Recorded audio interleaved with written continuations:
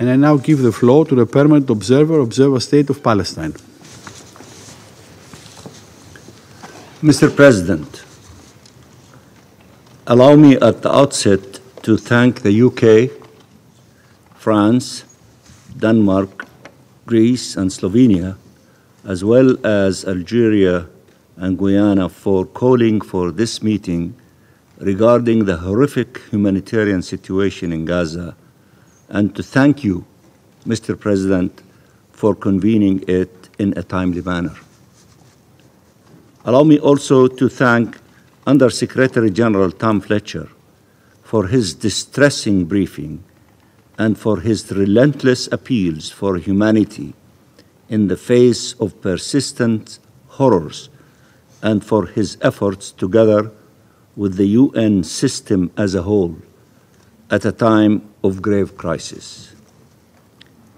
Allow me further to thank Director Angelica Giacomo of FAO for the briefing on the latest IPC report, which stressed that, and I quote, "goods indispensable for people's survival are either depleted or expected to run out in the coming weeks. The entire population is facing high levels of acute food insecurity," end of quotation.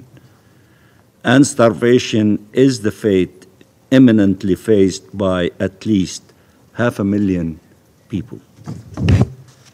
Mr. President, 93% of Gaza's children, 930,000 children, are at critical risk of famine. Not because there is no food.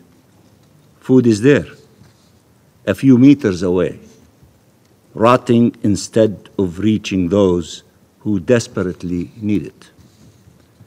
But because Israel has been openly and brazenly blocking humanitarian aid for over 2 months now, this is engineered starvation. It is the most inhumane form of torture and killing. 2.1 million people are at risk of famine, with 500,000 faced with a catastrophic situation of hunger and starvation, illness, and death. If the situation persists, nearly 71,000 children under the age of 5 are expected to be acutely malnourished. Israel is weaponizing aid, unleashing famine, which impact is felt most by the smallest children. If ever more proof was needed for the intention to destroy the Palestinian people in Gaza, this manufactured famine is the ultimate proof. Mr. President, Netanyahu was clear yet again about the goals of this war against our people. He said before the Foreign Affairs and Defense Committee of the Israeli Knesset on Sunday, and I quote, "We are destroying more and more homes. They have nowhere to return to. The only inevitable outcome will be the wish of Gazans to immigrate outside of the Gaza Strip," end of quotation. He is confessing that it is the destruction and death that Israel is wantonly and deliberately spreading that will force Palestinians in Gaza to leave, and that it is indeed Israel's intent to forcibly remove them. Destructions of a people by death and displacement by endless atrocities. Mr. President, the Israeli plan for the so-called distribution of humanitarian aid continues pursuing these same illegal objectives by other means. That plan has been rejected by all UN agencies and all humanitarian organizations, as it is just a continuation of the weaponization of aid by driving desperate civilians and humanitarians into militarized zones to receive or distribute aid at the peril of their lives, by counting calories, by denying aid to many, often the most vulnerable, and by further subjugating the population and entrenching forcible displacement. Any relief scheme needs to adhere to the humanitarian principles of humanity, impartiality, independence, and neutrality. The only reason behind the horrific humanitarian situation is Israel's persistent denial and blocking of aid. That is the problem that must be addressed. Significant humanitarian stocks are available, ready to enter as soon as the blockade is lifted. This makes the situation even more unbearable, even more inhumane, even more revolting. Mr. President, we hope that following the release of Edan Alexander, through the efforts of the United States, Qatar, and Egypt, that we will see the mediators succeed in pushing forward an immediate ceasefire that leads to stopping the bloodshed, addressing the catastrophic humanitarian situation, releasing the hostages and detainees, and to the withdrawal of Israeli occupation forces and the securing of a permanent ceasefire.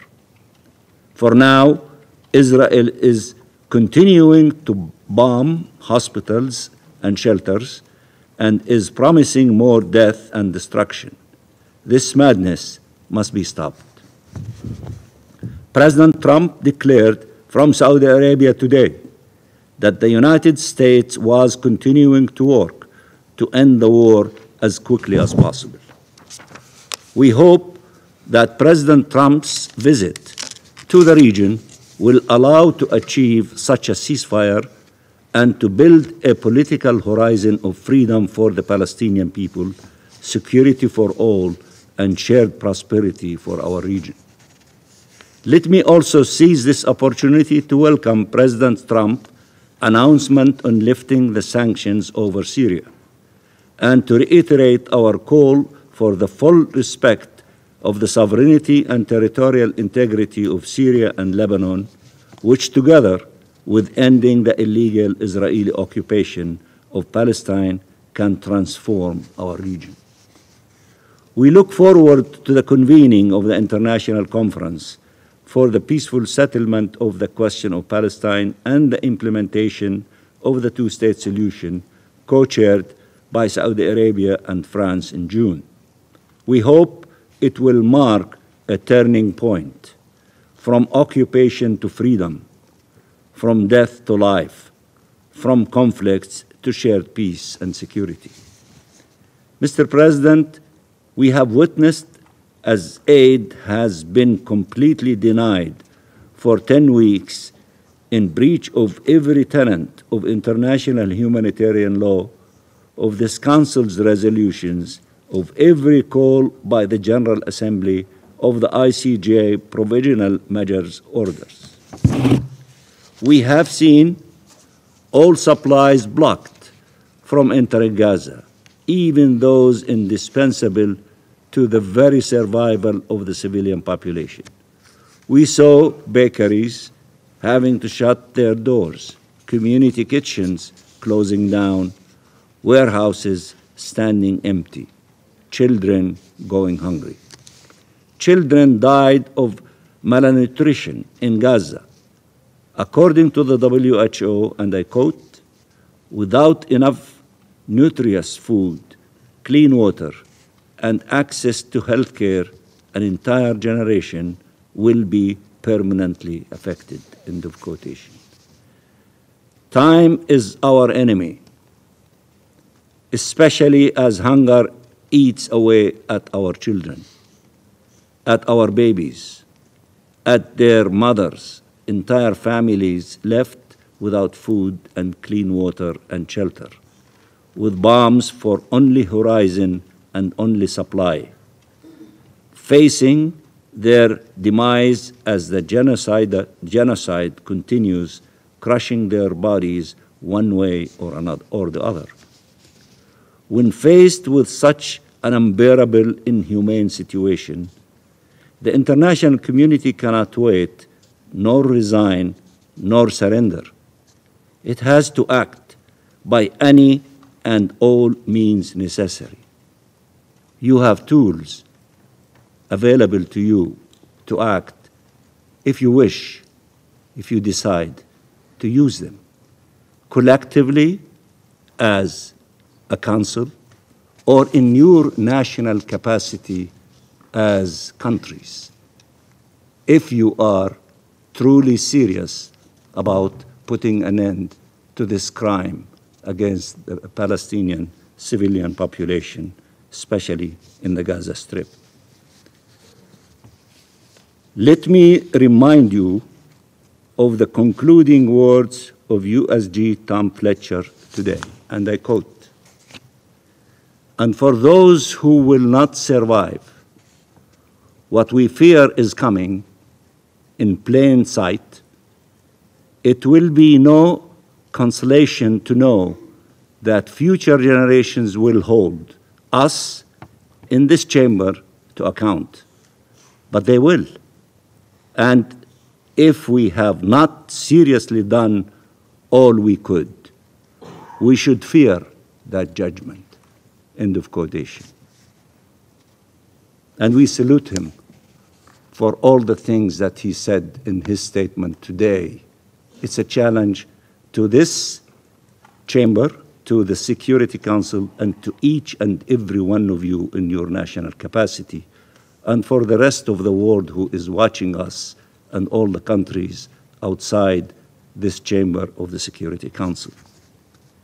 We call on the states represented around this table, on the Security Council as a body, on the General Assembly, and on all states represented within these United Nations to consider, as a matter of urgency, all possible steps, barring none, to break this inhumane siege imposed over 2 million people and to end this violent forced famine. This cannot be left to the whims of an Israeli government obsessed with dispossessing and displacing and destroying our people. It is our collective obligation to find a way forward in the next few days if this situation persists, to save the millions of lives that hang in the balance. End the famine, end the inhumanity, end the genocide, end the occupation. Let the Palestinian people live in freedom and dignity. Let all peoples in our region live in peace. Thank you. The permanent observer State of Palestine for his statement. I now give the floor to the permanent representative of Israel. Thank you, Mr. President. Before I begin, I want to express Israel's relief in seeing Edan Alexander return home after almost 600 days of Hamas captivity. We were honored to welcome his parents, Adi and Yael, to the United Nations just a few months ago. Their strengths moved us all. We thank the United States for its role in securing Edan's release. We also reaffirm that Israel will not rest until every last one of the 58 remaining hostages is brought home. The reports emerging from Edan's time in captivity are deeply disturbing. Edan was subjected to constant torture, tied in a cage by his hands and feet, and starved. This is the reality of Hamas's treatment of hostages. This is why we must bring them all back. I listened carefully to all of your statements today. But when I saw the video of Edan's mother embracing him after almost 600 days apart, I was reminded what this is really about. Mothers reuniting with their children. That is what we are fighting for. Mr. President, less than 2 months ago, a man stood before this council. His name was Eli Sharabi, frail, traumatized, and still mourning the murder of his wife and 2 daughters and brother by Hamas terrorists. He somehow found the strength to testify about his experience as a hostage in the hands of Hamas. He spoke for truth and for justice. In that testimony, I want to remind you, he revealed what we have been saying for years and what many in this room have ignored. Hamas steals humanitarian aid. He told you that he had seen with his own eyes UN aid packages carried into Hamas tunnels. He watched as the terrorists ate like kings while he and his fellow hostages were left to starve. Let that image sink in. The aid you sent, the aid your taxpayers funded, the aid you believed would help civilians, the aid marked by UN and UNRWA emblems, it was used to feed terrorists to massacred women and children. Israel will not allow that to continue. We will not allow the old broken system to remain in place. We will not accept a humanitarian mechanism that props up the terror organization that butchered our people. We will not sit idly by as food, fuel, and funds meant for civilians are funneled into the Hamas terror machine. We will never allow our morality to be weaponized against us again. We appreciate the efforts to build a new mechanism, one grounded in accountability, one that ensures aid reaches civilians, not terrorists. Simply put, we will not allow the mistakes of the past to repeat themselves. However, I have been here for many years in this building. It was shocking to see that even before the proposal had been finalized or made public, the UN and the Secretary General had already dismissed it.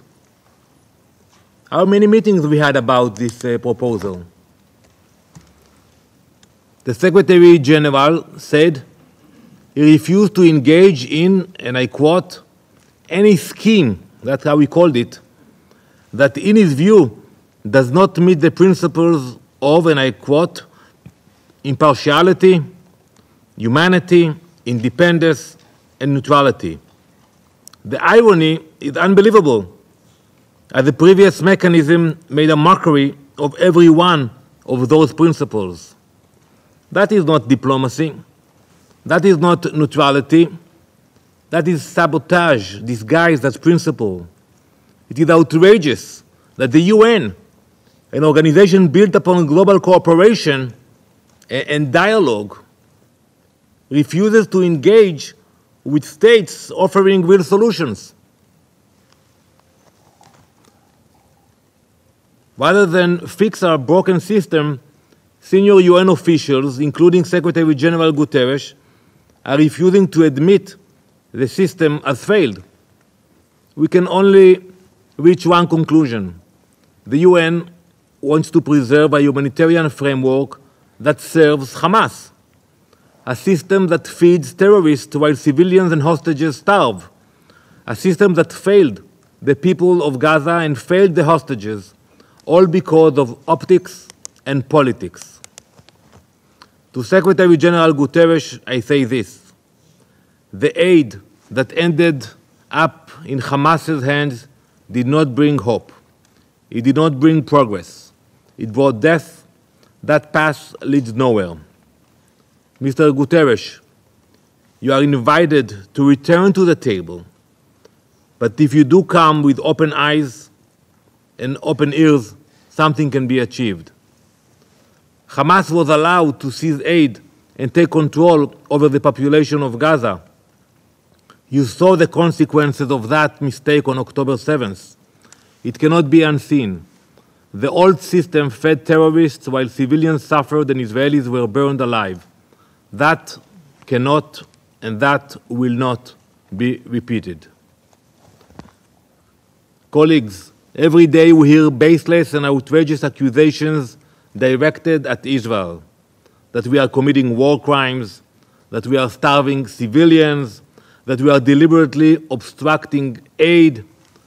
But here is a test. If the officials making these accusations truly believed them, they would be doing everything in their power to make a change, to contribute. They would be engaging in constructive dialogue to ensure aid gets to civilians, not to terrorists. Instead, they have chosen slander over solutions. We have, as you all know, facilitated in the past the entry of over 1.7 million metric tons of humanitarian assistance into Gaza. This is food, water, medicine, fuel, shelter equipment. We have worked with international partners to get aid to those in need. Despite all of this, the misinformation continues. Just yesterday, the IPC once again released a report claiming that Gaza is, and I quote, facing famine. That's a new terminology. We have heard that before. The IPC has made the same claim multiple times throughout this conflict in the last 18 months. Every time it has proven to be completely false. Even the IPC's own analysis confirms there is no famine in Gaza, but they continue to use exaggerated language based purely on flawed assumptions and scenarios that have not happened. The IPC does not collect its own data. It relies only on UN sources that reflected only 1/3 of the actual aid that entered Gaza during the ceasefire. That is deliberate manipulation. The IPC ignored the massive volumes of food and supplies that entered Gaza during the pause in fighting. They ignored our detailed assessments and our warnings of their failures. But most of all, they refused to respond to the evidence we presented because it just didn't fit the narrative. The reality is that Hamas has made the previous aid system impossible. Not only do they steal the aid, loot the convoys, and execute their own people, but I remind the Council that Hamas continues to hold 58 innocent hostages as we speak. They don't receive aid. So when the UN insists on returning to the old framework, it is not choosing neutrality, it is choosing denial. We are grateful to the United States for its leadership in this new effort. We welcome the constructive engagement of other member states and NGOs who have recognized the need for reform. To those who denounce us, I say this. If you demand that Israel facilitate aid while ignoring how that aid has been used by terrorists, then you are not defending international law. You are destroying it. Direct your outrage and frustration at the terrorist organization that steals the aid you pay for. Esteemed Council members, there are hostages still held underground. We will defend our people. We will bring our hostages home. And we will not contribute to any mechanism that enables the enemy who brought war to our doorstep on October 7th.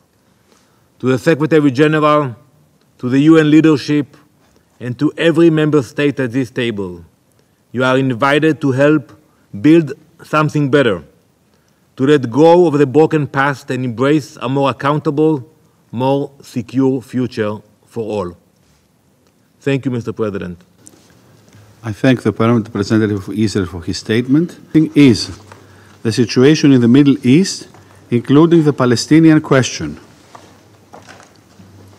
The agenda is adopted.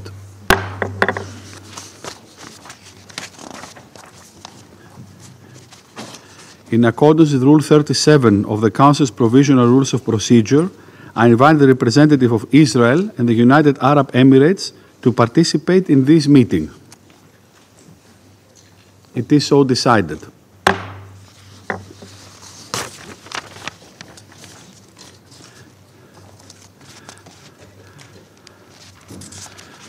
I propose that the Council invite the permanent observer of the Observer State of Palestine to the United Nations to participate in the meeting in accordance with provisional rules of procedures and the previous practice in this regard. There being no objection, it is so decided.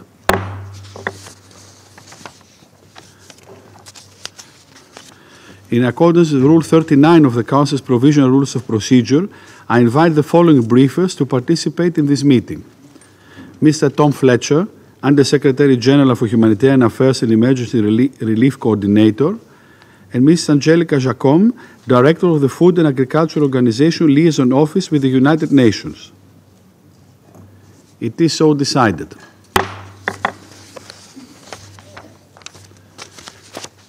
The Security Council will now begin its consideration of item 2 of the agenda.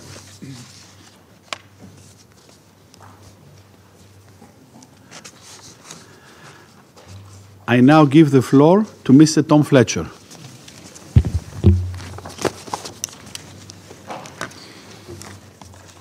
Mr. President, members of the Council, briefing you again on this subject is a grim undertaking. Before starting, I ask you to reflect for a moment on what action we will tell future generations we each took to stop the 21st century atrocity to which we bear daily witness in Gaza. It is a question we will hear, sometimes incredulous, sometimes furious, but always there for the rest of our lives. We will surely all claim to have been against it. Maybe we will say we issued a statement, or that we trusted that private pressure might work despite so much evidence to the contrary. Or pretend that we thought a more brutal military offensive had more chance of bringing the hostages home than the negotiations which brought so many hostages home. Maybe some will recall that in a transactional world, we had other priorities. Or maybe we will use those empty words, we did all we could. Mr. President, let me start with what we see and are mandated by this Council to report. Israel is deliberately and unashamedly imposing inhumane conditions on civilians in the occupied Palestinian territory. For more than 10 weeks, nothing has entered Gaza, no food, medicine, water, or tents. Hundreds of thousands of Palestinians have again been forcibly displaced and confined into ever-shrinking spaces, as 70% of Gaza's territory is either within Israeli militarized zones or under displacement orders. As my colleague from the FAO will explain, every single one of the 2.1 million Palestinians in the Gaza Strip face the risk of famine. 1 in 5 face starvation. Despite the fact that you have funded the food that could save them. The few hospitals that have somehow survived bombardment are overwhelmed. The medics who have somehow survived drone and sniper attacks cannot keep up with the trauma and the spread of disease. Even today, the European Gaza hospital in Khan Yunis was bombed again, with even more civilian casualties reported. I can tell you from having visited what's left of Gaza's medical system that death on this scale has a sound and a smell that does not leave you. As one hospital worker described it, children scream as we peel burnt fabric from their skin. And yet we hear that we did all we could. Mr. President, our response as humanitarians is to make a single ask of the Council. Let us work. The UN and our partners are desperate to resume humanitarian aid at scale across Gaza in line with the fundamental principles of humanity, impartiality, independence, and neutrality. We have a plan. We have shown we can deliver with tens of thousands of trucks reaching civilians during the ceasefire. We have life-saving supplies ready now at the borders. We can save hundreds of thousands of survivors. We have rigorous mechanisms to ensure our aid gets to civilians and not to Hamas. But Israel denies us access, placing the objective of depopulating Gaza before the lives of civilians. It is bad enough that the blockade continues. How do you react when Israeli ministers boast of it? Or when attacks on humanitarian workers and violations of the UN's privileges and immunities continue, along with restrictions on international and non-governmental organizations? Mr. President, this Council has adopted resolutions that demand all parties to the conflict comply with international humanitarian law and protection of civilians, including humanitarian personnel. A reminder that Israel also has clear obligations under international humanitarian law.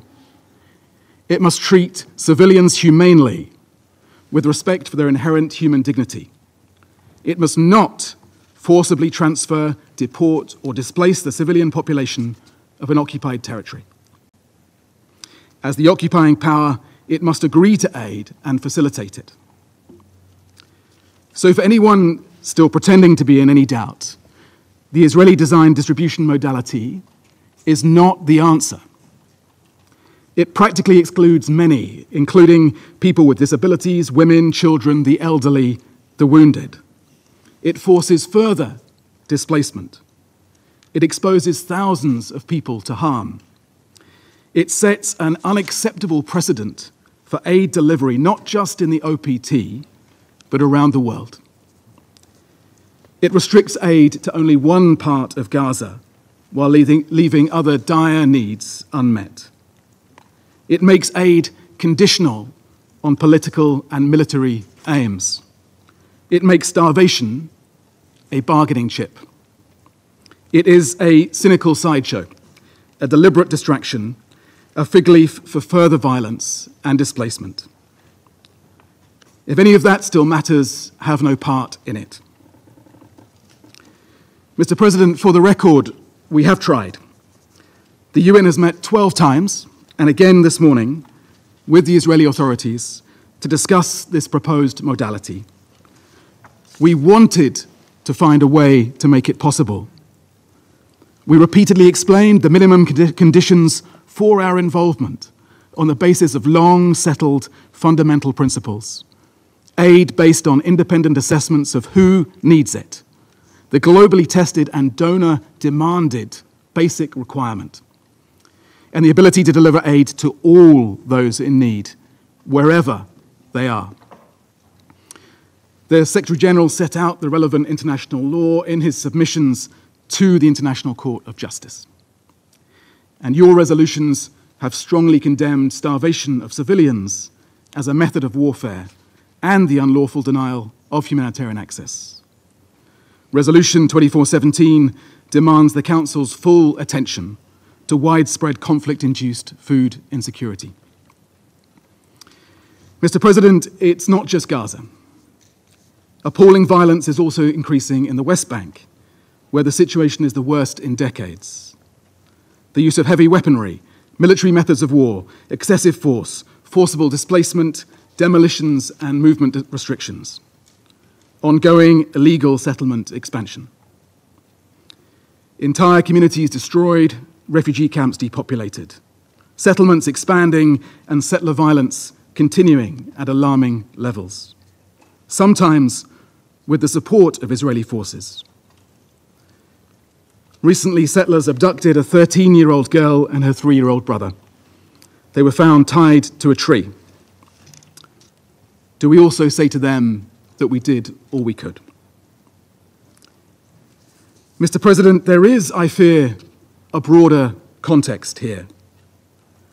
For the past 19 months, Palestinian journalists, civil society, and individuals have live-streamed their destruction to the world. Many have been targeted and killed for their testimony.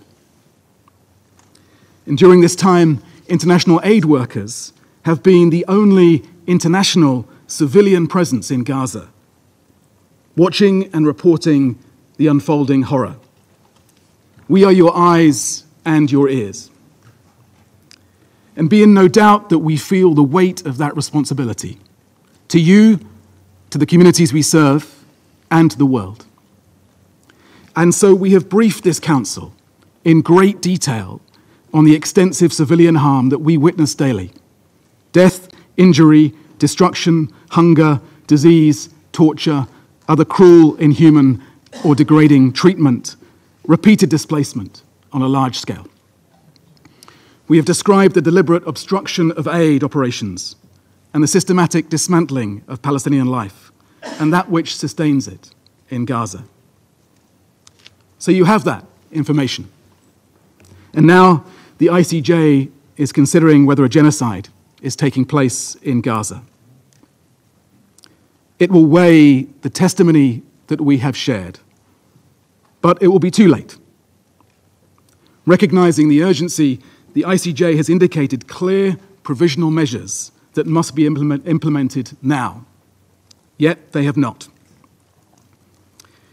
Previous reviews of the UN's conduct in cases of large-scale violations of international human rights and humanitarian law, reports on Myanmar 2019, Sri Lanka 2012, Srebrenica, Rwanda, both in 1999, pointed to our collective failure to speak to the scale of violations while they were committed.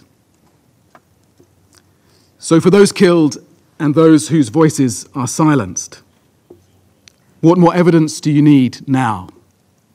Will you act decisively to prevent genocide and to ensure respect for international humanitarian law? Or will you say instead that we did all we could? Mr. President, this degradation of international law is corrosive and infectious. It is undermining decades of progress on rules to protect civilians from inhumanity and the violent and lawless among us who act with impunity. Humanity, the law, and reason must prevail. This Council must prevail. Demand this ends. Stop arming it. Insist on accountability. To the Israeli authorities, stop killing and injuring civilians. Lift this brutal blockade. Let humanitarians save lives. To Hamas and other armed Palestinian groups, release all hostages immediately and unconditionally. Stop putting civilians at risk during military operations. And for those who will not survive what we fear is coming, in plain sight, it will be no consolation to know that future generations will hold us in this chamber to account. But they will. And if we have not seriously done all we could, then we should fear that judgment. Thank you. I thank Mr. Fletcher for his briefing. I now give the floor to Ms. Angelica Jacome, please. Thank you, President, members of the Security Council, Excellencies, distinguished delegates, ladies and gentlemen. At the outset, I wish to thank the Greek Presidency of the United Nations Security Council for inviting the Food and Agriculture Organization of the United Nations to brief you on the item, the situation in the Middle East, including the Palestinian question, specifically the food security situation in Gaza. Mr. President, the situation in Gaza is very difficult as millions of people face acute food insecurity and the risk of famine is imminent. The latest Integrated Food Security Phase Classification, IPC, analysis released just yesterday confirms that the entire population of the Gaza Strip, approximately 2.1 million people, remains at critical risk of famine following months of conflict, mass displacement, and severe constraints on humanitarian access. 500,000 people, 1 out of 5 people, are in IPC 5 category, defined as catastrophe. Essential items for people's survival are depleted or likely to be exhausted in the coming weeks. Compared to the previous IPC analysis released in October 2024, the situation has significantly deteriorated. Between the 1st of April and the 10th of May 2025, 93% of the population, or 1.95 million people, were classified in crisis or worse, IPC phase 3 or above, of which 244,000 people, 12% of the population, are in IPC 5 catastrophe, and 925,000, 44%, in IPC phase 4 emergency. While levels of acute malnutrition remain at alert and serious levels in North Gaza, Gaza City, and Rafah governorates, there is a deep concern that this could quickly worsen. In what is considered IPC's most likely scenario from 11 May to the end of September 2025, the whole Gaza Strip is classified in what the IPC, the whole Gaza Strip is classified emergency IPC phase 4, with the entire population expected to face crisis or worse acute food insecurity. This includes 470,000 people, or 1 in 5 people, reaching catastrophe levels of food insecurity, IPC phase 5. Over 1 million people, 54%, will face emergency IPC levels of hunger, and a remaining 500,000, 24%, will experience crisis or IPC levels of hunger. Should humanitarian and commercial blockades continue, the worst-case scenario could unfold, leading to near-complete lack of access to food, water, medicine, non-food items, supplies, and services that are essential for survival. Mr. President, children and women have not been spared in this crisis. Prior to the 7th October 2023, Gaza had low rates of malnutrition comparable to European countries due to a diverse and affordable food supply. It was self-sufficient in vegetables, eggs, milk, poultry, and fish, and produced much of its meat, olive oil, and fruits. Nearly 71% of children under the age of 5 are expected to be acutely malnourished over the next 11 months, from May 2025 to April 2026. Of these, 14,100 cases are expected to be severe. In addition, nearly 17,000 pregnant and breastfeeding women also require treatment for acute malnutrition during this period. Agri-food systems have collapsed in the Gaza Strip, while food prices have soared. Local food production, the primary source of a healthy diet, have been decimated. Nearly 75% of cropland, which contributed to up to 1/3 of daily consumption, has been damaged or destroyed since the escalation of hostilities. Animal production has been devastated, with almost 95% of cattle and more than half of sheep and goat herds now dead.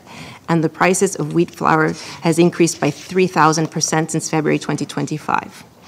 We are witnessing the systemic breakdown of conditions essential for survival.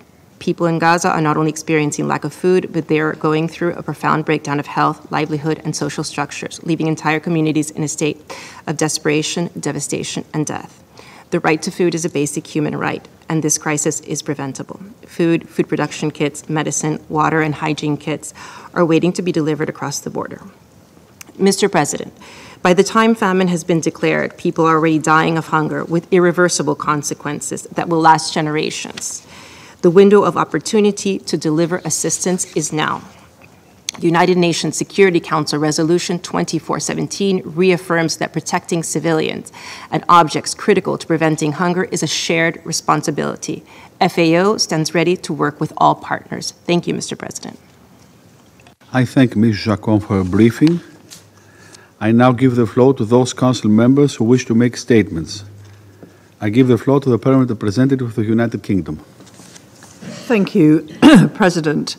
And I'd like to start by thanking Under-Secretary General Fletcher and Director Jacom for briefing us today and not pulling your punches on stark detail. The UK called this meeting alongside Denmark, France, Greece and Slovenia in response to the alarming warnings that the humanitarian situation in Gaza is worse than it has ever been. So we're calling for 3 urgent things. First, the UK calls on Israel to lift its block on aid. The World Food Programme warned us over a week ago that they have no food left. And IPC data released yesterday shows that the whole of Gaza is at the risk of famine.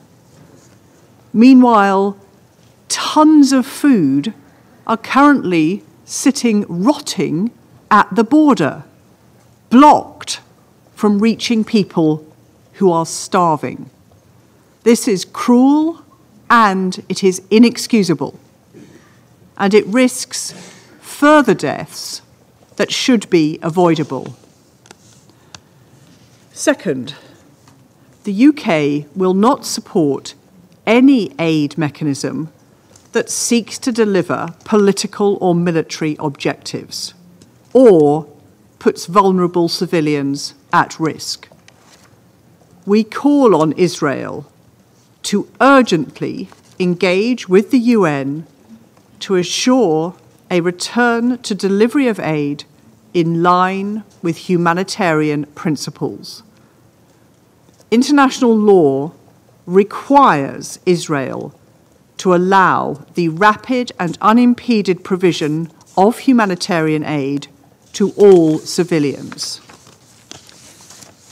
Third, the UK reiterates our outrage at the killing of Palestinian Red Crescent workers and the strikes on a UN ops compound in March.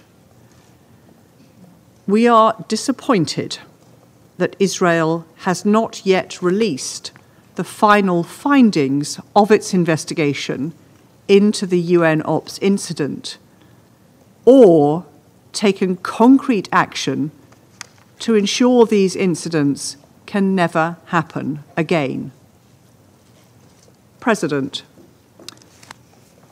the release of Edan Alexander yesterday, after 17 months of cruel Hamas captivity, offers a rare moment of hope.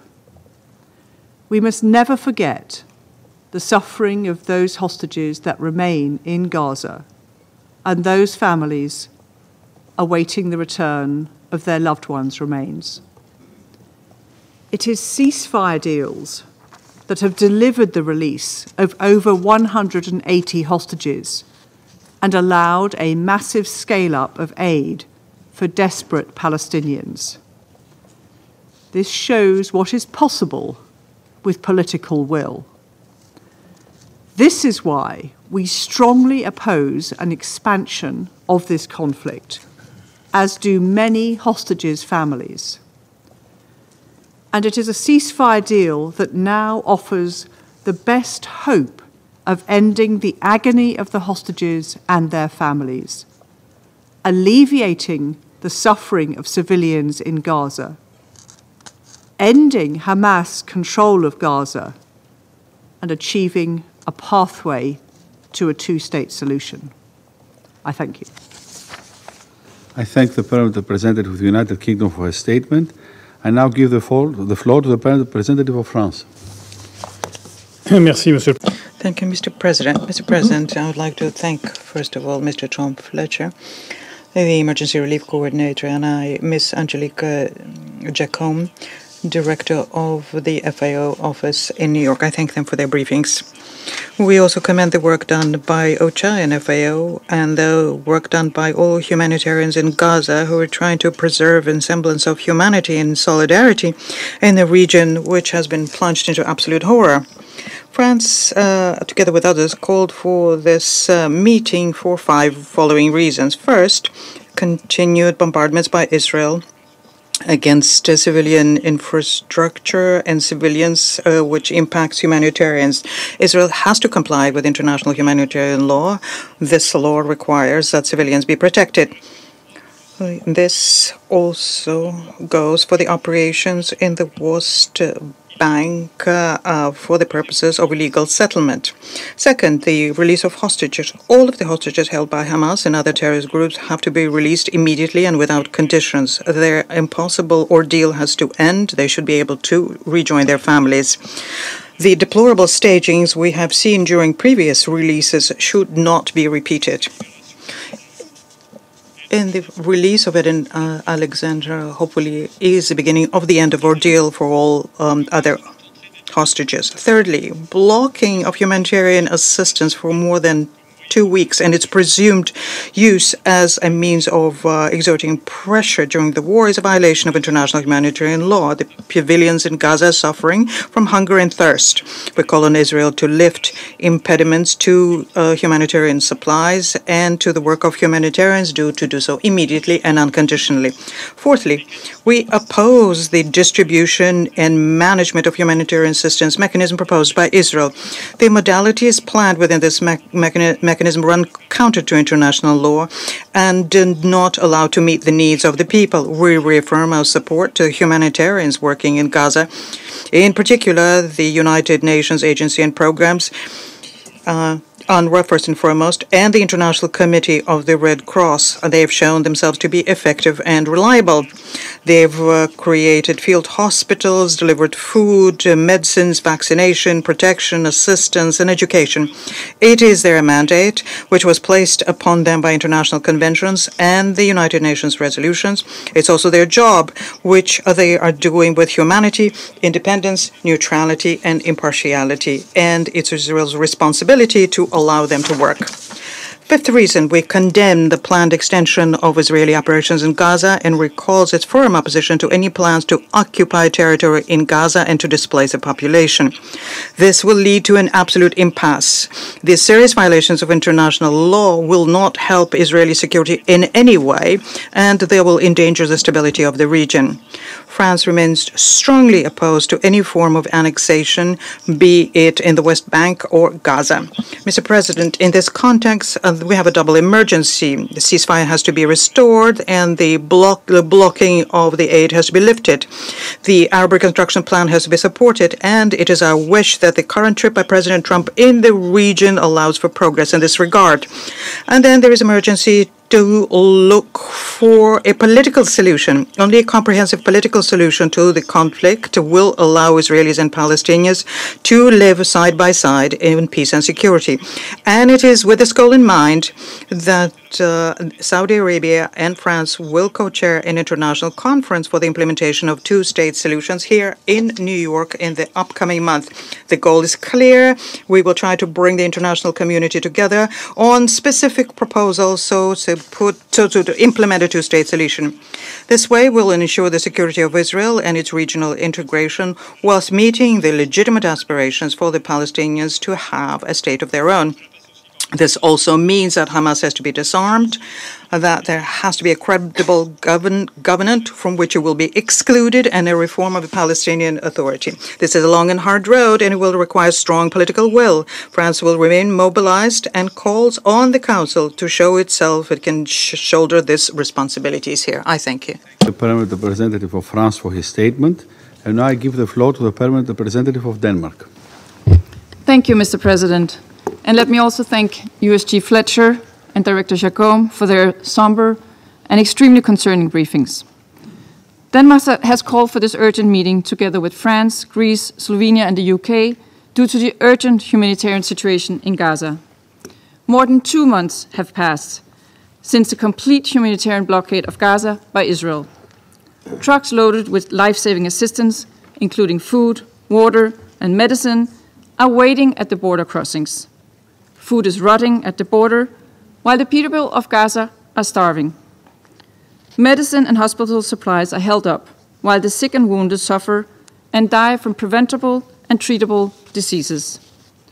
The situation is the worst since the conflict started with Hamas terror attacks on October 7th. Yesterday, the IPC released its report on the food situation in Gaza. It shows a significant deterioration compared to the most recent analysis in October, and as we've heard, the entirety of Gaza is classified as IPC4, or emergency, and there's a high risk that famine will occur. This is deeply alarming, and we all have a responsibility to act. The catastrophic and deteriorating situation is coupled with the announcement of Israel to expand its military operations in Gaza. We strongly oppose these plans that risk having immense consequences in an already desperate humanitarian situation and displacing the majority of the civilian population. This does nothing to serve the long-term interests of peace and security in the region.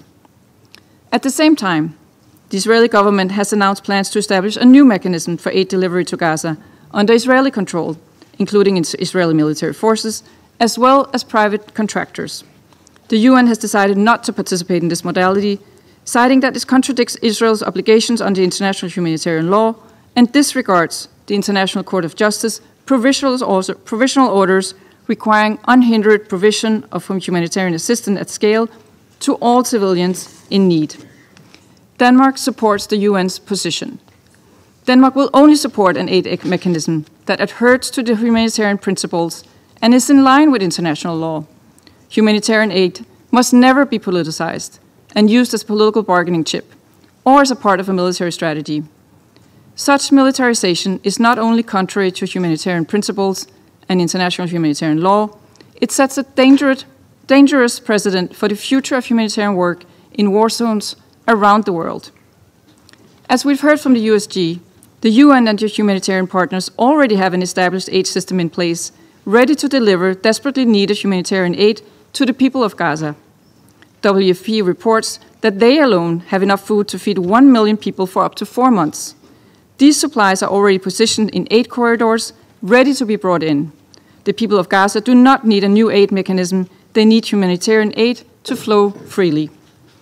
Mr. President, we reiterate our strong condemnation of any attack on the UN and humanitarian workers. We recall that it is prohibited to attack civilians and civilian objects under international humanitarian law. Humanitarian personnel must be respected and protected. Full and transparent investigations into all such incidents are central to the efforts to avoid repetition, as well as imperative for assuring accountability. I also wish to underline our strong condemnation of Hamas and continue alarmed by the unspeakable suffering that the heinous terrorist attacks on October 7th have caused. The hostages held by Hamas have endured and continue to endure merciless treatment. This is completely unacceptable.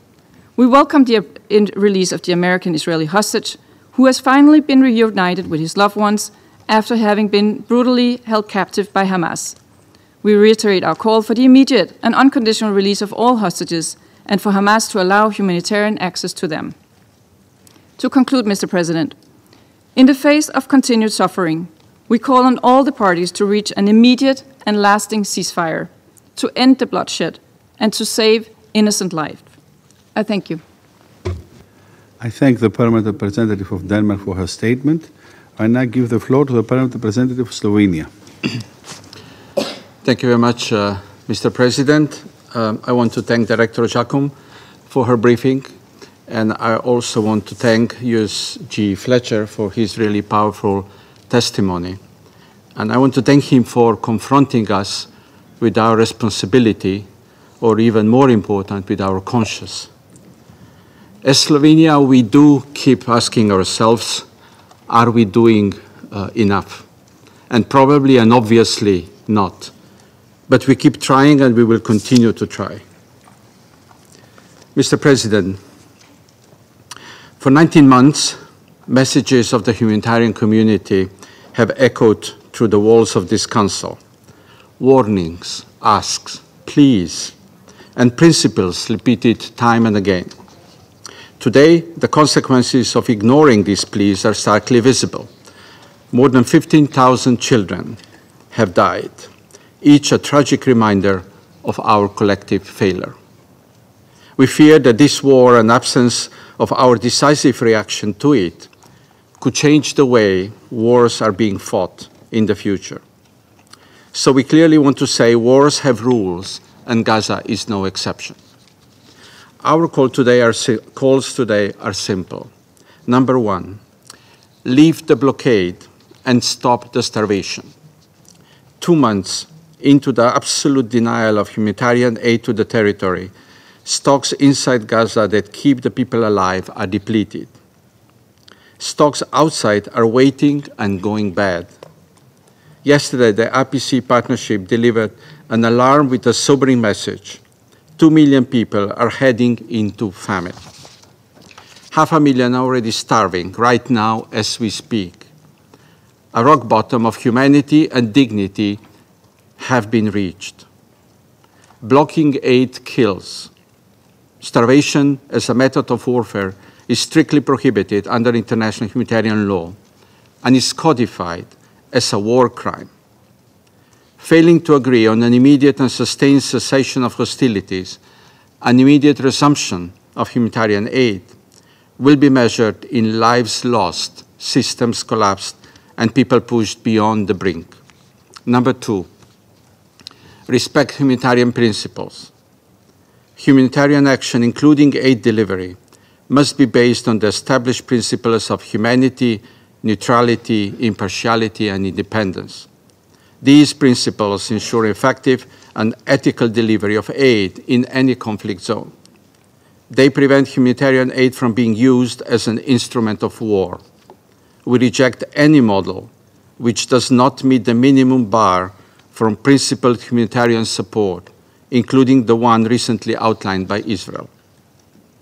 I want to state Slovenia's clear support to the aid distribution system established and carried out by the UN and its humanitarian partners, and in conformity with international humanitarian law. The long-established network of UN agencies and NGOs, including UNRWA and WFP and others, must remain the backbone of the response. Number 3, spare lives that save lives. We are appalled by the recent attacks on humanitarian workers whose sole mission is to deliver life-saving assistance. This encompasses the attack on an aid ship outside the territorial waters of Malta. United Nations, including UNRWA, and all humanitarian workers must be allowed to carry out their work in a safe and secure manner. This is simply paramount for every single humanitarian action. Among others, the polio vaccination campaign, which has been postponed despite crucial needs. The number of incidents leading to deaths and serious injuries of humanitarian workers is unacceptable. We call for their protection and for accountability for all past incidents. As Assistant Secretary General Msuya, in front of this very audience, rightly said recently, there is no lack of legal protection for humanitarian workers, but there is lack of political will. Mr. President, Slovenia is convinced that further military escalation in Gaza would only exacerbate an already catastrophic situation for the civilian Palestinian population and threaten the lives of the hostages that remain in captivity. The notion of humanity in Gaza is being crushed before our eyes. Our final plea is the one we have been repeating consistently. It is the beginning to an end to the suffering of the people in Gaza, including those taken hostage. It is never too late to change the course, to end this stain on our humanity and dignity. This war must end. Thank you, Mr. President. I thank the Permanent Representative of Slovenia for his statement, and now I give the floor to the representative of Algeria. Thank you, Mr. President. At the outset, we would like to express our deepest thanks to Mr. Tom Fletcher and Ms. Angelica Jacome for their comprehensive briefings. Two briefings that painted a clear picture of an unbearable situation that we can no longer ignore. Over 19 months of a brutal act of aggression against an unarmed people, over 70 days of a stifling blockade on Gaza. This is no mere passing crisis. This is a humanitarian tragedy as large as the moral shame that will continue to follow all those who participated or were complicit in the making of this tragedy, even those who remain silent as it unfolds. Mr. President, today, the only thing allowed entry into Gaza is death. Bombs and gunfire pass freely into the Gaza Strip, while babies are denied milk. They have banned water and medicine. They have closed border crossings. They have closed crossings before life. Children are left to fend for themselves, to confront the specter of starvation and the inferno of the blockade. The residents of Gaza are deprived of everything except for death and fear. They witness as their homes crumble, as their frail bodies continue to wither, as we see that the international community has lost its humanity, has uncovered this ugly face. This world has grown accustomed to this catastrophe unfolding before our eyes without any action, as if the images of fathers and mothers gathering the body parts of their daughters and sons, these bodies that were torn by missiles and bombs of the Israeli occupier, as if these images are meaningless. Today, we are before the loud collapse of the system of values that, until very recently, we were all under the impression that it brought us together. We are before a crossroad between morality and special interests. And unfortunately, the Palestinian people are being treated as disposable beings without any right to life, hope, or dignity. How would it not be so, since the occupier has described the residents of Gaza as human animals and is treating them as so? I would even contend that animals receive more mercy and are granted more rights than the unarmed Palestinian people who are besieged in their homes. Mr. President, we are witnessing live and before everyone a systemic crime of starvation perpetrated by the Israeli occupier against over 2 million Palestinians. This is a clear, full-fledged crime, and the accused is known to all and condemned by all. All humanitarian organizations and all those who continue to have conscience in this situation that has become lawless, they have all condemned this crime and have called for the end of this crime and to hold those involved accountable.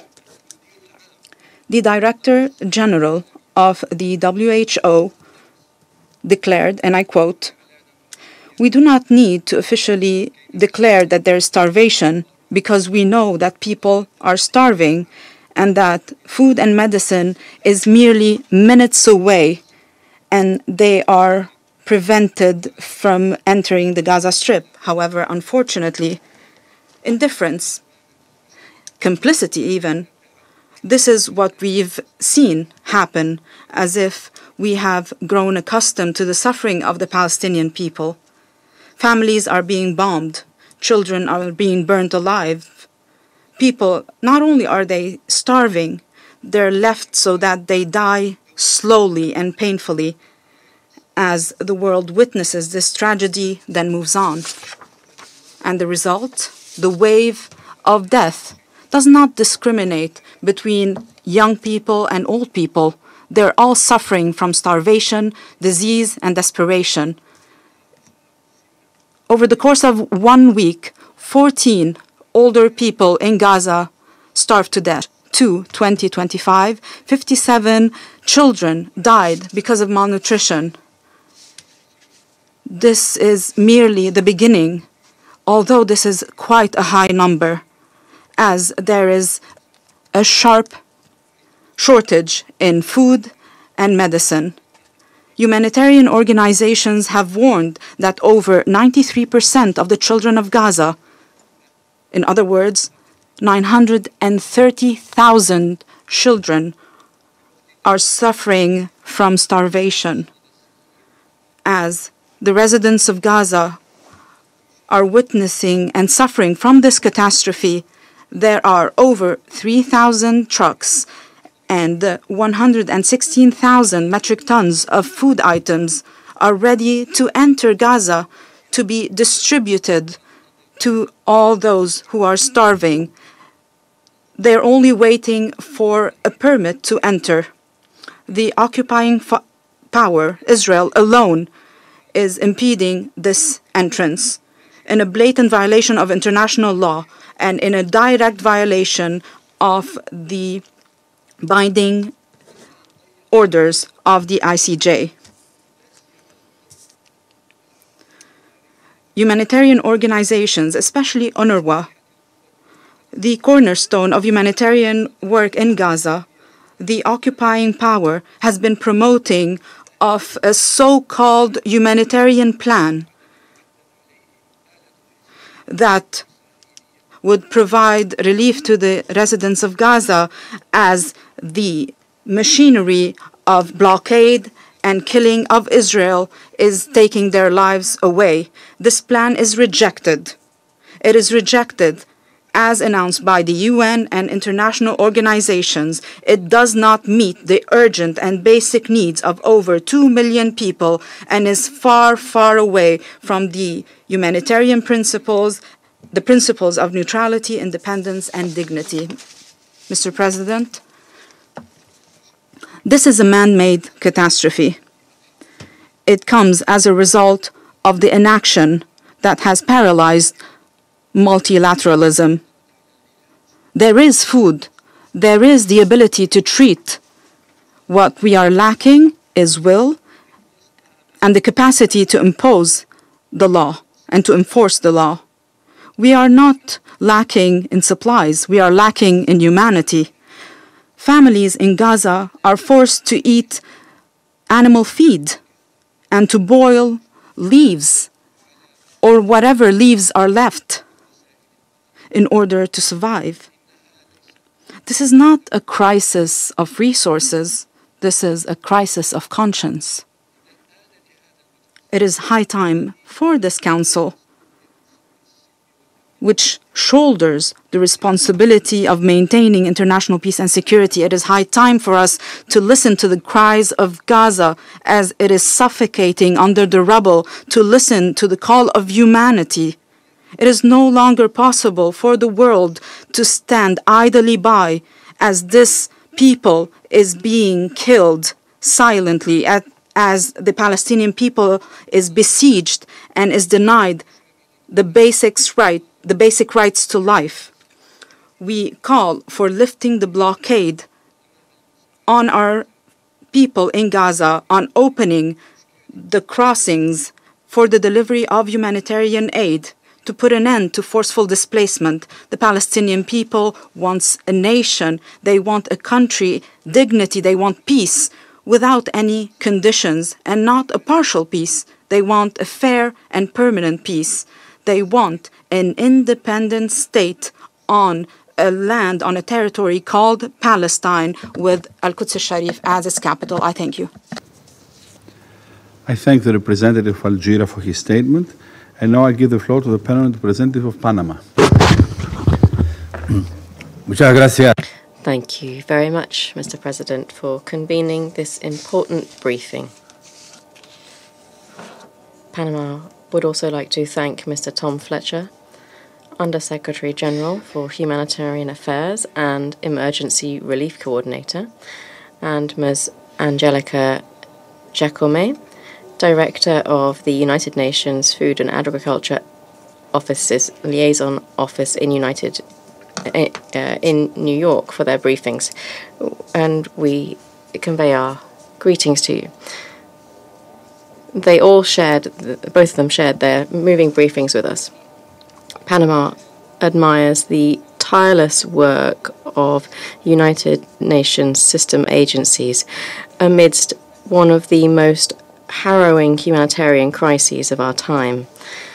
Panama reiterates its call for the establishment of an immediate and sustained ceasefire in the Gaza Strip, bringing an end to human suffering, facilitating safe access to humanitarian aid, and ensuring the unconditional release of the hostages.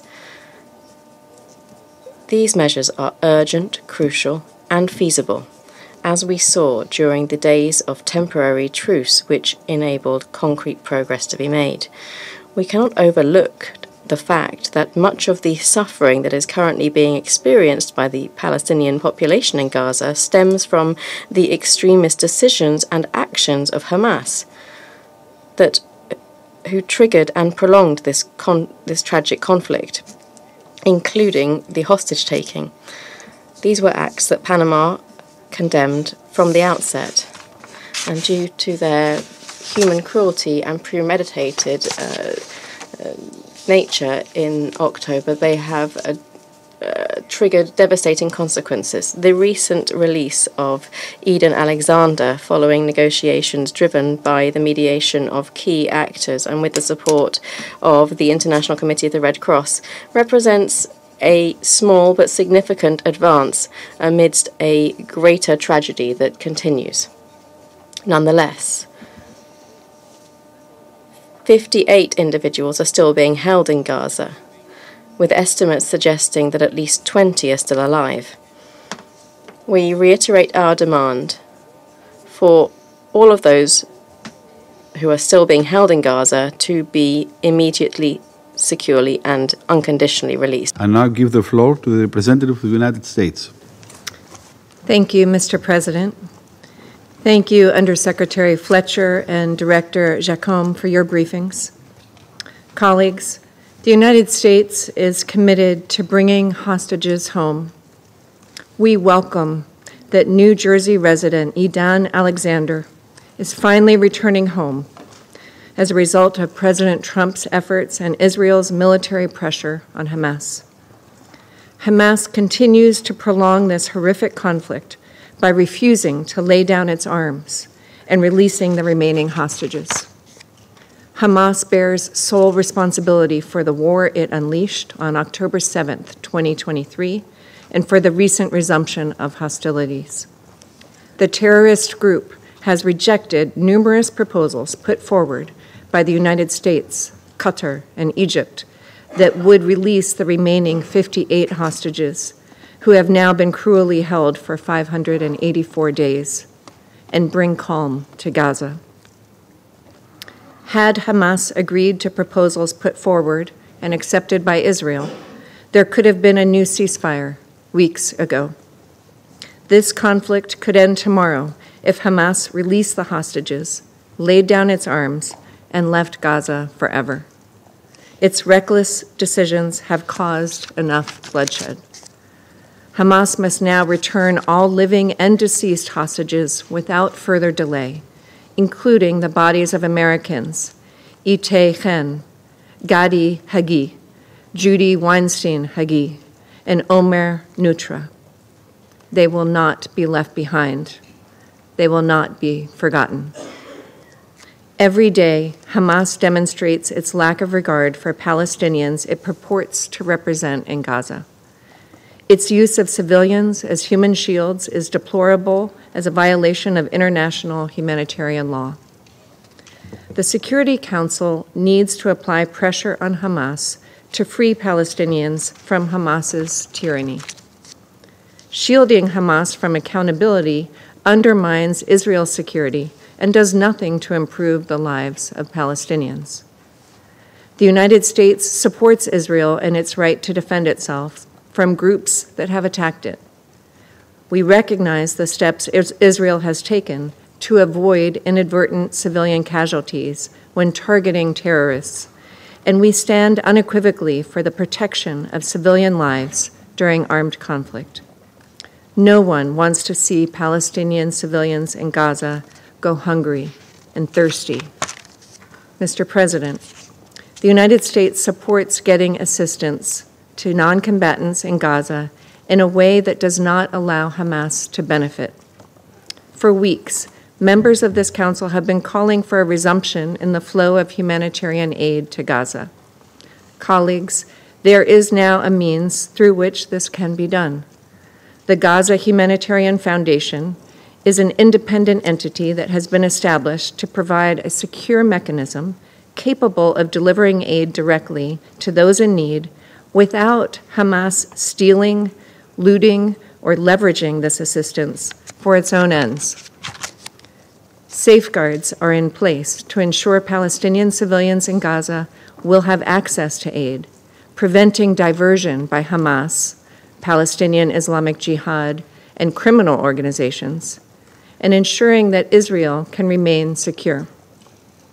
In March, this council heard the powerful testimony of freed hostage Eli Sharabi, who shared that he personally witnessed his Hamas captors carry dozens and dozens of boxes of aid marked with UN and UNRWA emblems into the tunnel where he was held hostage.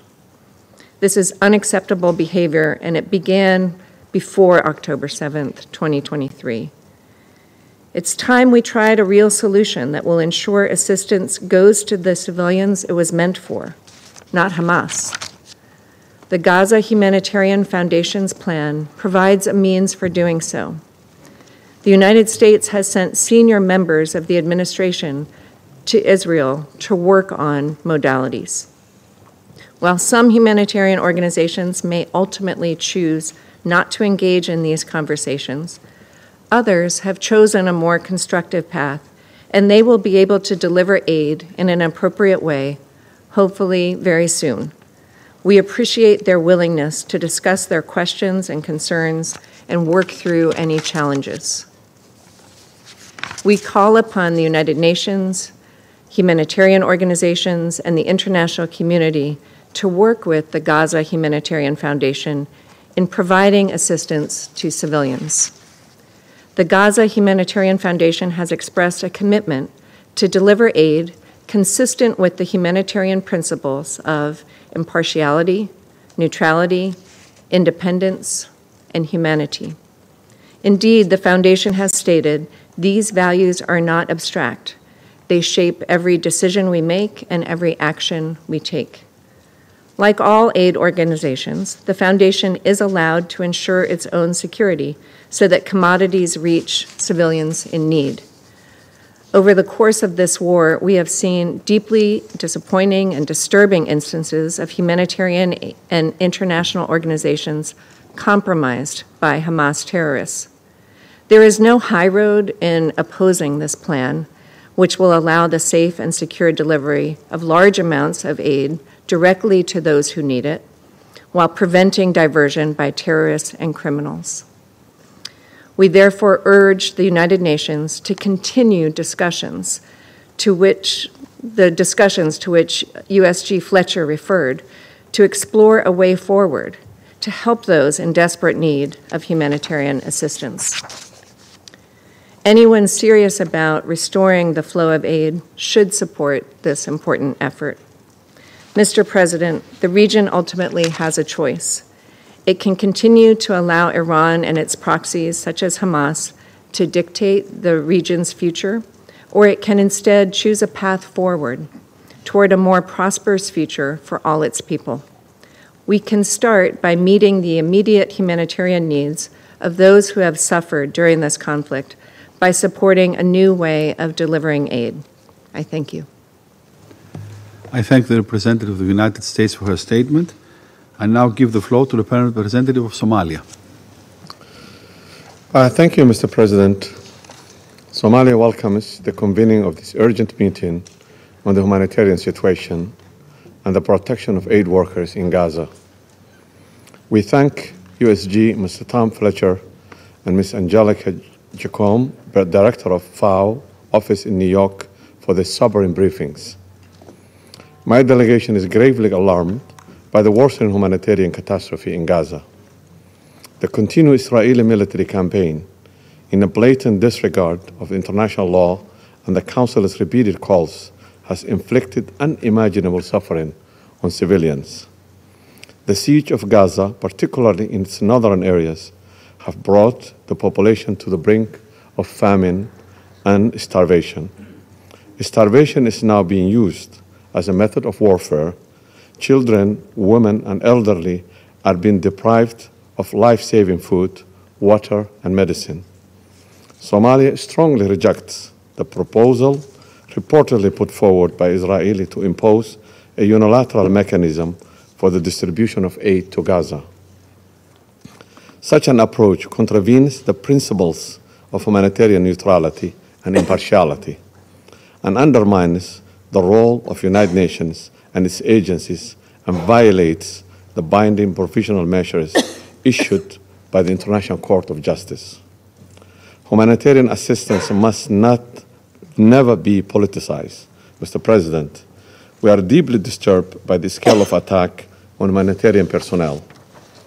According to UN OCHA, at least 273 aid workers have been killed since the start of the hostilities, the highest number ever recorded in any conflict. This includes doctors, nurses, first responders, and the UN staff. The targeting of humanitarian workers and medical facilities constitute a grave breach of international humanitarian law, and those responsible must be held fully accountable.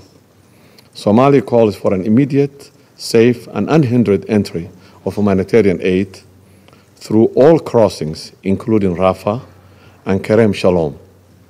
Israel, as an occupying power, must meet its obligation under the international law and facilitate the delivery of humanitarian assistance to all areas of Gaza.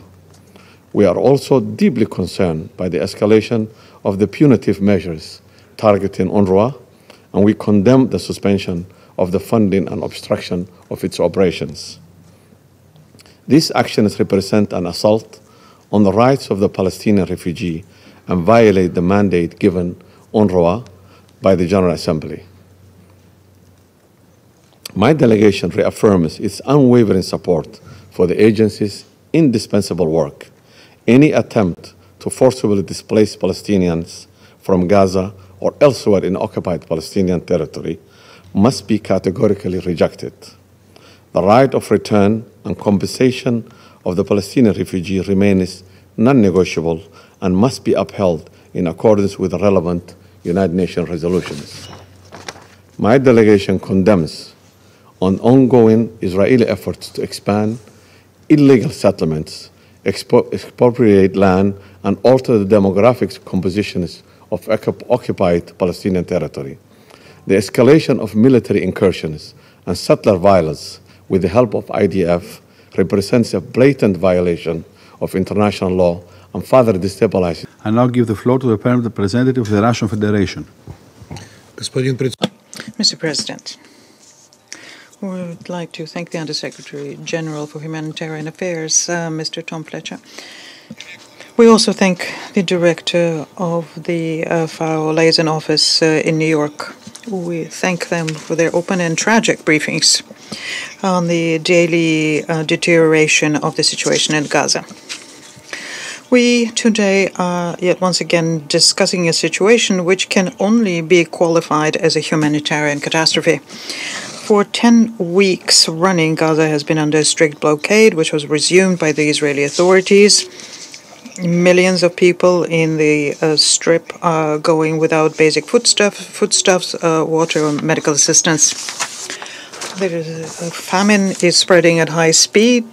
This was already mentioned today, and this is in light of the statistics which were published yesterday.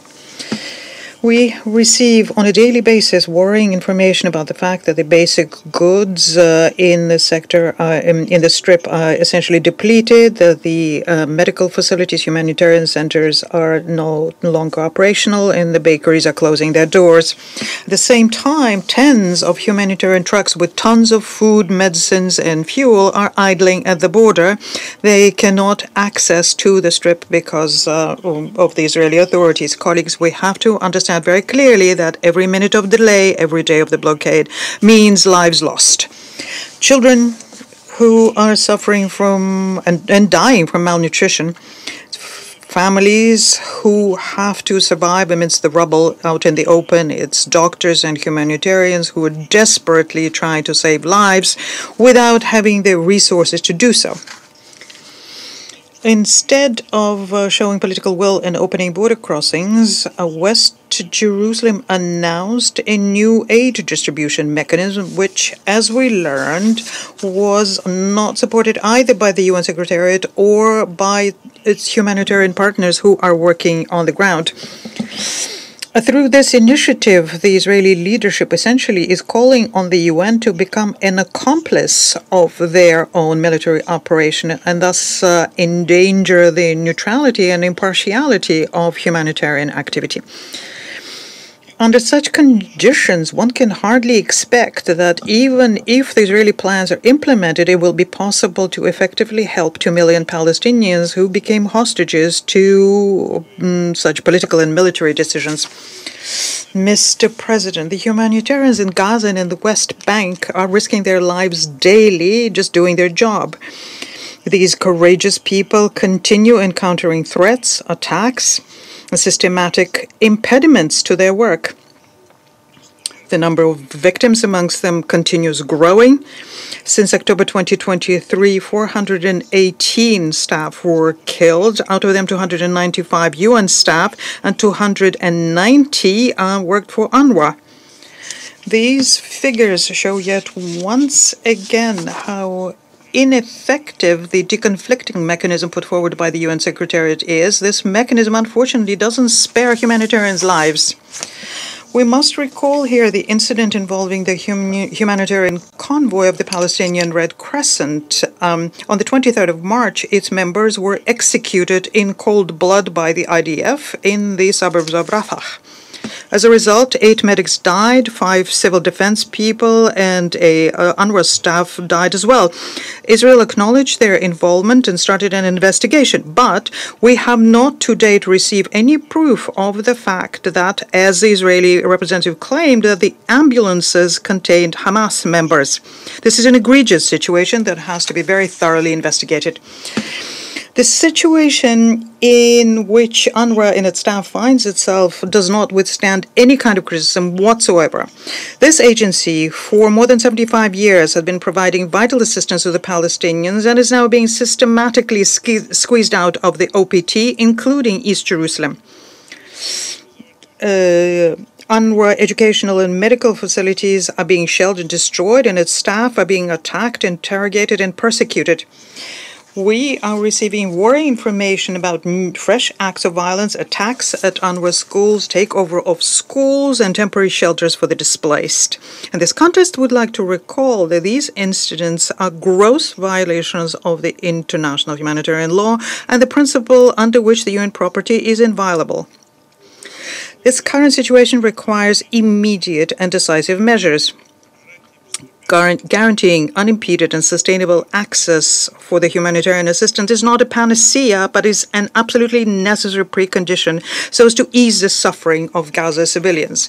And this is first and foremost an issue of basic humanity. We call upon Israel to ensure the protection of humanitarians and lift humanitarian aid blockade, which is a gross violation of Articles 55, 56, and 59 of the 4th Geneva Convention on adequately supplying the civilian population on occupied territory. Mr. President, as we have seen many times before, for as long as hostilities continue, ensuring a full-scale humanitarian access and ensuring the safety of humanitarians becomes an impossible task.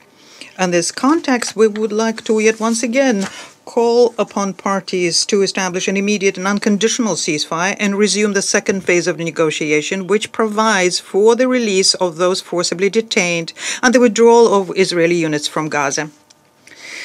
We welcome the release by Hamas of the American-Israeli hostage Edan Alexander, and we hope that this goodwill gesture will help arrive as swiftly at an agreement between Hamas and Israel with the mediation provided by Egypt, Qatar, and the United States. Such a scenario could become a prelude to relaunching a peace process on the two-state basis, with the ultimate goal of creating an independent Palestinian state with 1967 borders and the capital in East Jerusalem, coexisting in peace and security and with Israel.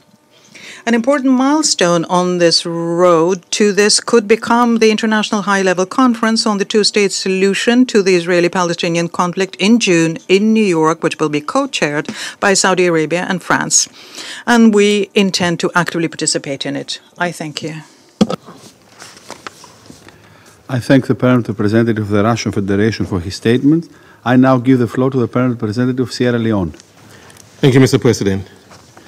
Mr. President, I thank the United Kingdom, France, Denmark, Slovenia, and Greece for requesting this timely meeting, which is also supported by Algeria and Guyana. I also thank Under-Secretary General Tom Fletcher and Director Angelica Jacom for their very important, compelling yet sobering briefings. Sierra Leone expresses its deep appreciation to all humanitarian personnel who continue to deliver life-saving assistance under the most trying and dangerous conditions in the Gaza Strip. We pay tribute to the humanitarian personnel who have made the ultimate sacrifice in service of humanity. Sierra Leone remains gravely concerned by the worsening humanitarian situation in Gaza. This Council's attention is once again drawn to the continued humanitarian crisis in both the Gaza Strip Sierra Leone for his statement. And now I give the floor to the Permanent Representative of the Russian Federation. Oh, sorry. I now give the floor to the Permanent Representative of China. Sorry. Thank you, President. I thank the UK, France, Denmark, Slovenia, and Greece for the initiative in convening today's meeting. And thank USG Fletcher and Ms. Jacome for their briefings. Gaza has become a living hell. Israel's continuous bombing raids are causing civilian casualties every day. On May the 7th alone, there were more than 100 lives lost. Because of the over 2-month-plus blockade, Gaza's survival supplies were depleted. Hunger and disease are spreading rapidly. According to the IPC report, the population in Gaza are suffering from severe food shortages, with nearly 500,000 people in a state of catastrophic hunger. We call on the international community to pool all efforts and take urgent actions to bring an end to the humanitarian tragedy in Gaza. I'll make 3 points. First, it is imperative to resume humanitarian assistance. Israel must comply with occupying powers' obligations under international humanitarian law by immediately lifting the blockade and restoring full access to supplies.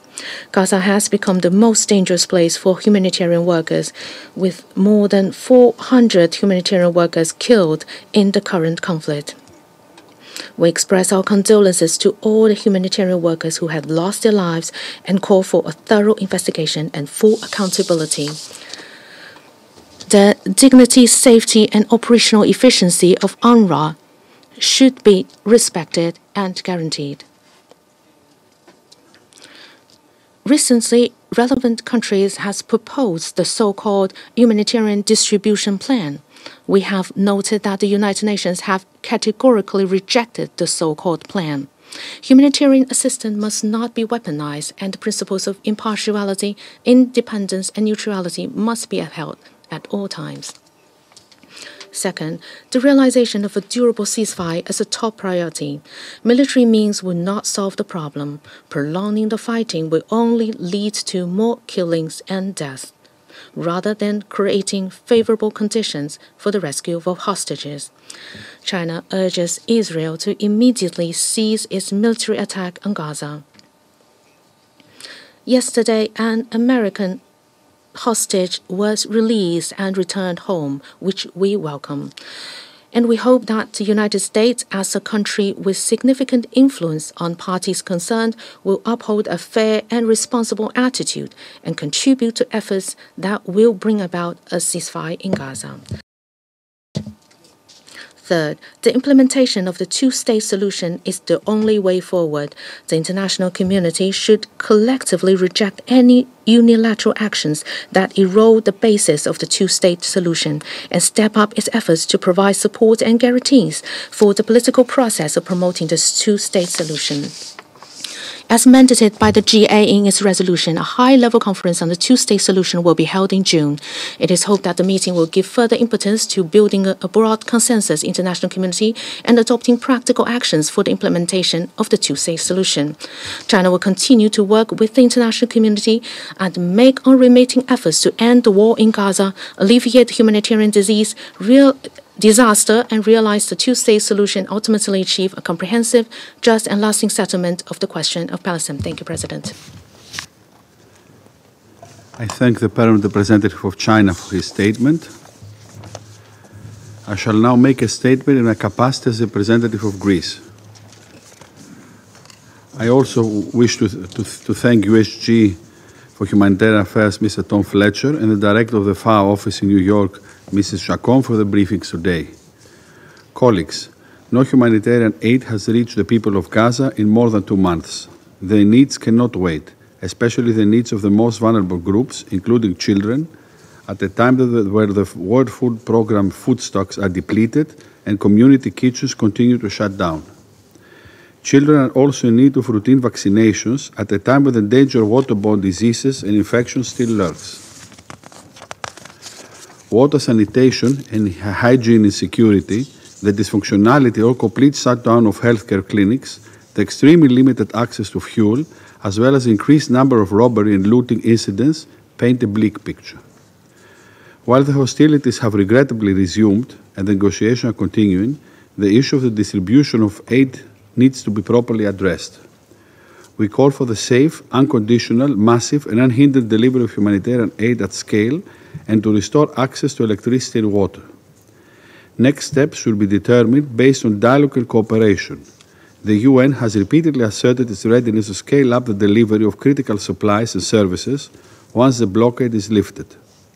It is crucial, though, to ensure that any proposed scheme adheres to the core principles of international humanitarian law, namely humanity, impartiality, independence and neutrality. Furthermore, any plan should include all parts of Gaza, taking into account the needs of the less mobile and most vulnerable parts of its population. Its role should be complementary and supportive to the existing humanitarian operations within the Strip. Last but not least, certain security standards should be applied so as to avoid any further instability and prevent Hamas from continuing to instrumentalize humanitarian aid at the expense of the civilian population. The protection of civilians and the unimpeded access to humanitarian aid and services must remain a non-negotiable absolute principle at all times, as proclaimed by international law and specifically by the Geneva Conventions. The same principles apply to humanitarian workers whose safety and security is jeopardized on a daily basis. Humanitarian operations continue to be subject to severe movement restrictions, military activity and attacks. These actions not only disrupt aid operations, they endanger the lives of aid workers. Dear colleagues, we join fellow member states in welcoming the release of Edan Alexander yesterday. All hostages must be treated humanely and be released immediately and unconditionally. Members of the Security Council have been consistent and clear on this since the October 7 terrorist attacks perpetrated by Hamas that Greece has repeatedly condemned. The humanitarian situation in the rest of the occupied Palestinian territories is worsening as well. We are very much concerned by the recent closure orders against 6 UNRWA schools in East Jerusalem, as well as over the continued attacks on schools sheltering displaced people, including the recent attack on an UNRWA school in Al-Bureij, with dozens of people reportedly killed, including women and children. Education is not a privilege, it's a basic human right and must be protected at all times. UNRWA's role remains pivotal and indispensable in this regard. We also express concern over reports of continuous settler violence in the West Bank, where more than 40,000 people remain displaced, Palestinian-owned properties are demolished and seized, and settlement activities have significantly increased. Colleagues, we urge the parties to this conflict to make a sincere effort to negotiate and achieve a permanent ceasefire. We also reiterate a call for the immediate release of all hostages. Our goal remains a two-state solution in accordance with the Security Council resolution, where Palestine and Israel can live in peace and security. We repeat our position that the Arab plan for Gaza, as presented by Egypt, constitutes a good starting point towards planning reconstruction. Any day after scenario should ensure the leading role for a reformed Palestinian Authority, and Hamas can have no role in the day after in Gaza and in the region, nor should be in a position to threaten Israel. We commend Egypt and Qatar and the United States for their persistent mediation efforts. We are also looking forward to the upcoming June conference under the co-presidency of France and the Kingdom of Saudi Arabia, a potential critical milestone in promoting the two-state solution and enduring peace in the region. After all, peace can only be achieved through dialogue, diplomacy, and mutual understanding. Thank you. I resume now my functions as President of the Council. Statement. And now I give the floor to the Permanent Representative of the United Arab Emirates. Shukran. Thank you, Mr. President. At the outset, I would like to congratulate you on your presidency of the Security Council this month. And I would like to thank Mr. Tom Fletcher and Ms. Angelica Giacom for their valuable briefings. It's my pleasure to deliver this statement on behalf of the Arab Group. The Arab Group appreciates the convening of this emergency meeting, especially amidst Israel's ongoing devastating war against Gaza and its attempt to establish its lasting control over the Strip. Israel has continued its full blockade on the Gaza Strip for more than 10 weeks, prohibiting the entry of any supplies into the Gaza Strip, including the life-saving humanitarian aid. This led to worsening the dire famine crisis. As we have heard a short while ago, the Integrated Food Security Phase Classifications report confirmed that the entire population of the Gaza Strip, the 2.1 million people, are at the risk of a famine, including 500,000 people suffering from catastrophic hunger. That is the fifth and most severe phase of the classification. More than 71,000 children is in need of urgent treatment for severe malnutrition. In this regard, the Arab Group reiterates its rejection of the humanitarian mechanism proposed by Israel, as it contradicts the principles of humanitarian action. It aims to compel the United Nations and other humanitarian organizations to enter and distribute aid into Gaza through 5 designated points. This contradicts Israel's obligations under international humanitarian law. It disregards the provisional measures ordered by the International Court of Justice, calling for unhindered delivery of humanitarian assistance. It also deprives thousands of civilians from having access to life-saving aid, particularly women, the elderly, and the injured.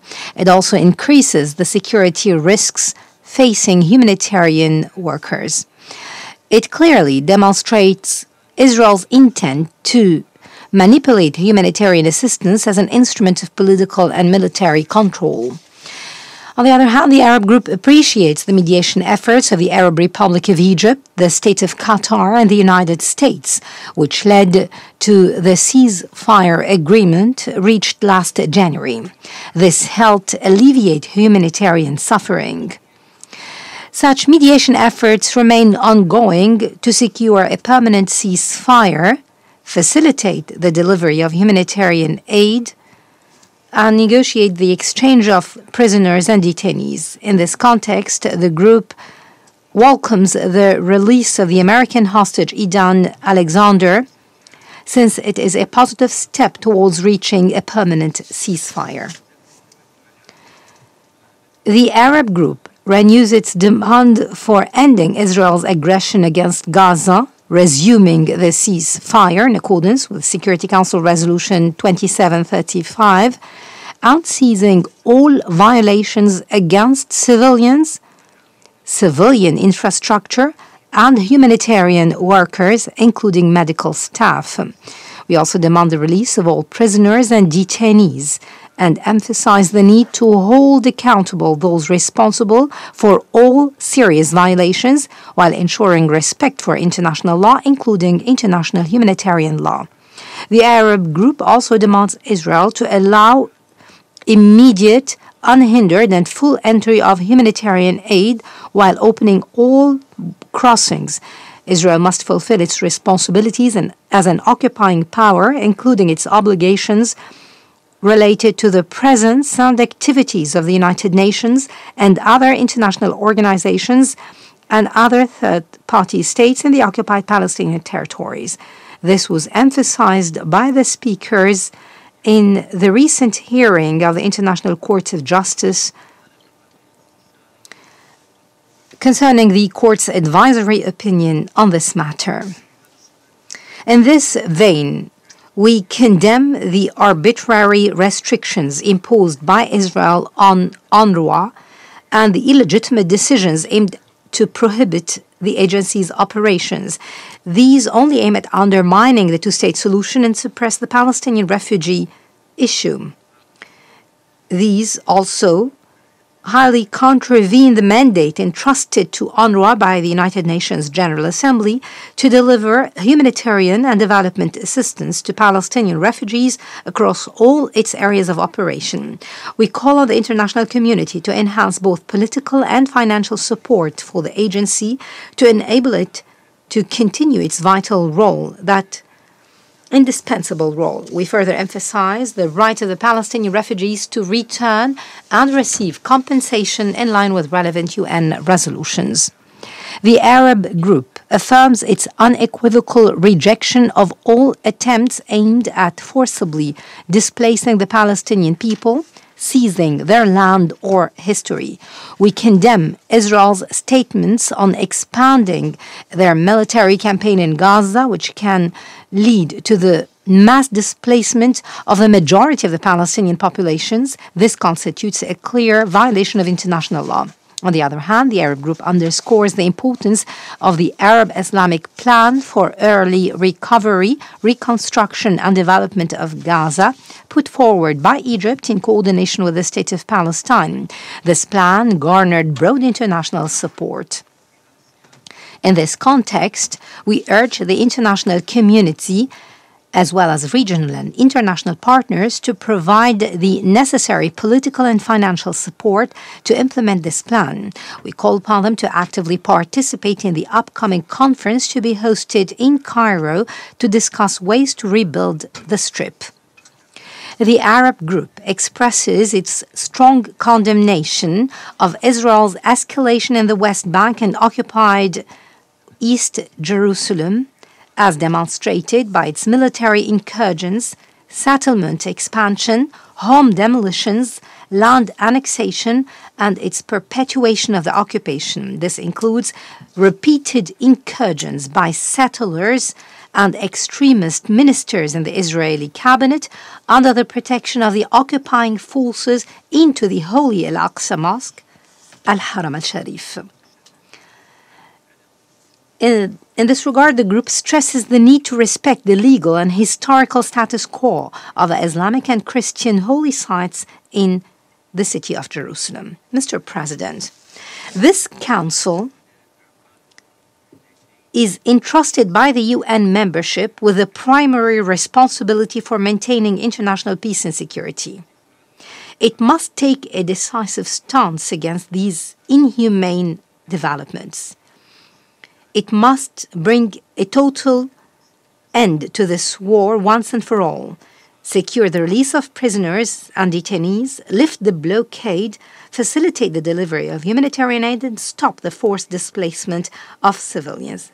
In parallel with the ceasefire process, we have a historic opportunity next June to revive the two-state solution through the high-level international conference co-chaired by the Kingdom of Saudi Arabia and France, which will be held here in New York.